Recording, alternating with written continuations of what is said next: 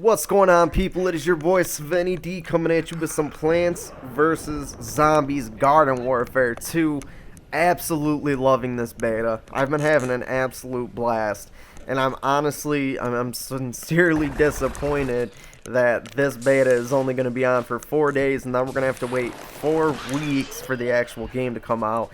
I'm still enjoying PvZ Garden Warfare, the first one, but this one's just awesome. They added so much content to the game. It is absolutely unbelievable. Now, some of that content that they've added are new characters. We have 3 new characters. We have Citron, Rose, and the captain himself, Kernel.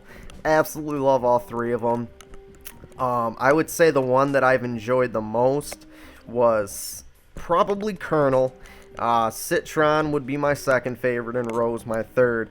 And even though Rose is third, she's definitely an awesome character, has some really cool abilities, and I've really had a lot of fun using all 3 of them. So I'm going to go through, kind of show you guys some gameplay of each of the 3, kind of talk about their special abilities, maybe some situations and where they're really good at, and some situations where they may be not so good at. So we're going to hop right in. We're going to start with Citron. As far as Citron goes, you know, even though he's my second favorite so far, I would say that I've probably had the least amount of time playing with him in multiplayer. But this dude, he is definitely what I would consider a brute. He can take a lot of damage, he can give a lot of damage. And you know, the one variable of Citron, I can't think of his name, but the ice version of Citron, so to say, has absolutely been destroying me in multiplayer. He's a very versatile character. You can use him at long ranges, you can use him at short ranges. He kind of exceeds in all of the above. His special abilities, so you have the shield that he can pop up, and one thing that I do like about the shield is that it still allows you to shoot through it. It'd be kind of pointless just to... I wouldn't say it would be pointless, but if you could put up the shield and not be able to shoot through it, I mean, really, what are you going to do with it? His other ability, which you're seeing right here, is he has the ability to turn into a ball. I kind of think that it's, in a way, I question the usefulness of it. Obviously, you can kind of rev it up and do like a speed tackle at somebody, which is really cool. It's a pretty decent damage attack you can do, but other than that, I just really question the point of switching into the ball. I guess one good way to use that would be if you were trying to capture a point or you were defending a point and got a little hectic, you could turn into the ball to reduce the amount of damage that you take and then kind of zip out of there. But other than that, you know, like I said, I have to use him more and really start to get a feel of where his strengths lie. And then you have the, I can't remember what it's called. It's a little EMP shot. It, basically, you shoot into a group of enemies. It does multiple damage. Nothing special. I kind of would like to see, I don't know. I would like to see his abilities maybe beefed up a little bit to where they're a little more useful, a little more powerful. But that's Citron. The second one that we're going to be going into is Rose. Now, this lady has what I would say, yeah, I'd probably say she has my favorite ability of all the new characters, and that is where you can turn people into goats. Absolutely awesome. And even furthermore, when you turn people into goats, I love that that individual has the ability to perform attacks of their own, which I think is pretty badass. She has that. She also has the ability where she can shoot a mystical ball of time-slowing power. Just as you see there, this has been very useful in multiplayer, especially in particular, say you are trying to capture a point or you have enemies capturing a point. It's really good to just it doesn't freeze them in place, but it slows them down to the point where they might as well be frozen in place. So it's a really good way to kind of slow things down, get yourself out of a hairy situation, or kind of pin enemies down to allow you and your teammates to take them out. And then her last ability is where she can turn invisible. Not completely invisible, you can still see the little rosebud, aka her head. And she kind of can do this little shockwave attack to damage multiple enemies at once, which is, it's actually really powerful. I've been taking out a lot of people in multiplayer with it. She's definitely somebody that you want to primarily use in long-range situations. You do not want to use her, you know, in a close quarter combat scenario, because you will get absolutely wrecked.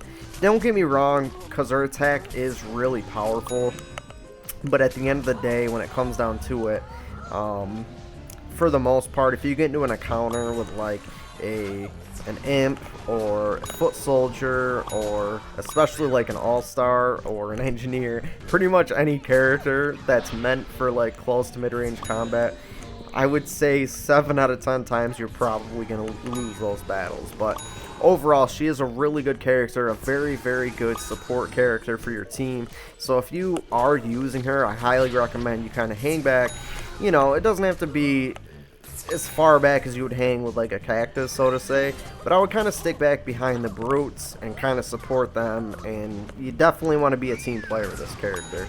And that's going to bring us on to the third, the captain himself, by far my personal favorite character to use. That is Kernel. Kernel is an absolute badass. He probably the one that I've gotten the most playtime out of. His 3 abilities, I think, are all absolutely amazing. And realistically, when it comes down to like a balancing perspective, I definitely think the usefulness of him far outweighs the other 2. But he does have his weaknesses. He's almost has like an LMG type of shooting style per sorts, where you're just pumping out a very, very high rate of fire. Along with that high rate of fire kind of comes a lower rate of damage, however. You know, I found myself in situations against like all-stars and engineers where I was just getting straight up outgunned. His health is pretty decent. It's not the greatest in the world, but it is pretty decent. It's definitely not... I gotta get the numbers before I say that it's not as high as a Chomper, because I can't remember right now. But I feel like, you know, he doesn't take as much damage as one of the brute characters like a Citron or a Chomper. But, Kernel himself, so he has the mortars, which are absolutely fucking awesome. Looks like you throw a little corn cob or potato, I don't know what it is, but you toss this out, and the really cool thing about this is that it doesn't have a really long charge time. It seems like as soon as you launch the mortar shot, it's literally like 3 to 5 seconds and you're raining down terror. Now, I think that going forward it would be beneficial for this to have maybe a slightly longer loading time, because in multiplayer, if you have a team defending or attacking with 5 kernels on them, they're going to fuck your day up. They're just going to be raining down mortar strikes non-stop. So, you know, it'll be good to maybe find some kind of counter, or maybe what the hell am I trying to say? I can't even think of the word right now. Dumb it down. I can't think of the word. I'm shocked. His other ability, the one where he does like a 180 front flip, this is absolutely awesome. You actually have a lot of good uses out of this. For one, it makes you extremely mobile, so you're very, very hard to shoot while you're performing this move. And you can also shoot enemies down. And if you have somebody that kind of isn't aware of what's going on, you can pop this ability, do a little 180 front flip, lay a bunch of shots into it, and if you haven't taken on your lane, you're most likely going to be behind them. I've also found it very useful for getting onto higher places of the map that you wouldn't be able to normally reach, so that's a pretty badass ability. And then his last ability is R1, and that is pretty much just like a long-range missile attack. I actually can use it short range. There's not really any benefit, but Kernel is definitely, you know, one of those guys you want on the front line just laying down fire. He is an all-out assault troop. Definitely my favorite of the 3, but I want to know what you guys think of the 3 characters. What is your favorite of the 3 and why? And if you guys really do enjoy this video, let me know in the comments below. And what I'll do, if you are keen to getting a review on the zombies, is I will do a review tomorrow. Just something quick, easy, and simple, just like this, on the 3 new zombie characters. But please, please, please, let me know what you guys think in the comments below. I'll definitely have plenty more videos coming on Plants vs. Zombies, Garden Warfare, and Garden Warfare 2. When the second one hits, it's fucking over. It's lights out. I never thought in a million years I would get as big into this game as I have.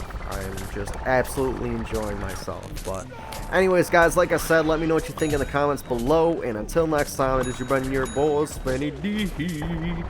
And I will catch y'all later. Peace.